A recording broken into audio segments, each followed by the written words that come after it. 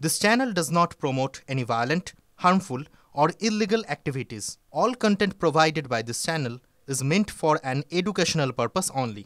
তিলোত্তমা কাণ্ড হোক বা এই ঘটনা দু ক্ষেত্রেই সেই সব কুশীলবদের দেখা যাচ্ছে যাদের বিরুদ্ধে সন্দীপ ঘোষের জামানায় দুর্নীতি তথ্য প্রমাণ লোপাটে যাদের নাম জড়িয়েছে দেবাশিস সোম, বুলবুল মুখোপাধ্যায়, সন্দীপ ঘোষ স্বয়ং, এবং সেক্ষেত্রে টালা থানা আবার প্রশ্নের মুখে টালা থানার ভূমিকা।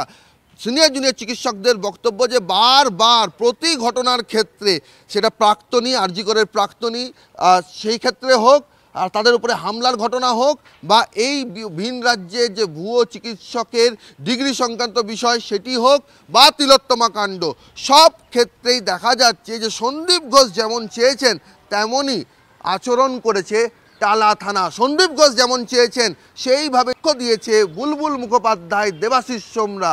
আর এখানেই সিনিয়র জুনিয়র চিকিৎসকেরা বলছেন যে এই কাউন্সিলিংয়ের পিছনেও দুর্নীতি ছিল কিনা, কোন উদ্দেশ্যে একজন আসল চিকিৎসককে নকল বানিয়ে তাকে জেল খাটানো হলো তার পূর্ণাঙ্গ তদন্ত হওয়া প্রয়োজন। আরজিকরকে ঘিরে যে চক্রগুলি তৈরি হয়েছিল সেইগুলি সম্বন্ধে যে সমস্ত প্রশ্নগুলি আমরা তুলি সেই প্রশ্নগুলি কোথাও একটা মান্যতা পেয়ে যায় এবং হচ্ছে যে এইগুলো যে আমরা যে অভিযোগগুলি করি অভিযোগগুলির যে সার্বত্তা আছে সেটা কিন্তু প্রমাণিত। ডকুমেন্টস টোটাল প্রপার ভেরিফিকেশন না করেই তার যে কাউন্সিলিং স্ট্যাটাস প্রপার খোঁজ নিক, স্বাস্থ্য দপ্তর আছে, মেডিকেল কাউন্সিল আছে, তাদের সাথে যোগাযোগ করে প্রপার খোঁজ নিক। সেই খোঁজ না নিয়ে তাকে এফআইআর করে কাস্টাডিতে দেওয়া হলো। তাহলে এই যে অতি সক্রিয়তা, এই অতি সক্রিয়তার কারণ কি না, যে পরিমাণ টাকা ওই বেসরকারি হসপিটালের কাউন্সিলিংয়ের মধ্য দিয়ে উঠে আসে সেই টাকার যোগাযোগ নেই। তো সন্দীপ ঘোষের স্বাস্থ্য দুর্নীতির জায়গা আজ ওপেন সিক্রেট সারা রাজ্যবাসীর কাছে। সেখানে রাজ্য প্রশাসন তাকে শুধু সাসপেন্ড করেছে কেন, টার্মিনেশন করছে না কেন? হয়তো বাংলা অত বলতে পারে না, তো ল্যাঙ্গুয়েজ বা মিসকমিউনিকেশন হতে পারে। অনলাইনে যখন চেক হচ্ছে সমস্ত সার্টিফিকেট অরিজিনাল, এখানেও তো ওই জিনিস ছিল, তুমি MCI of the online contact করে নিত, 7 দিন মধ্যেই তো প্রুফ হয়ে গেছিল কি আমাদের সমস্ত ডকুমেন্ট অরিজিনাল। এখনই তো আমরা বেল পেলাম। কতদিন জেলে থাকতে হয়েছিল? 8 দিন। পুরো সামান নষ্ট।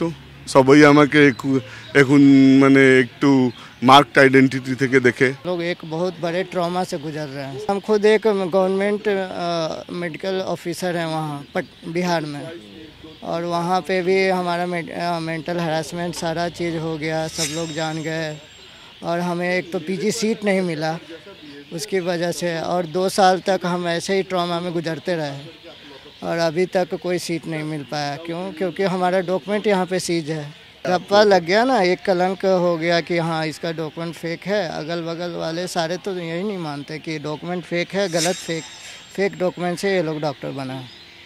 इसका हमारा मेंटली हैरेसमेंट हुआ है। जस्टिस चाहते हैं। ক্যামেরায় সমরের সঙ্গে সৌরভ দত্ত, টিভি 9 বাংলা, কলকাতা।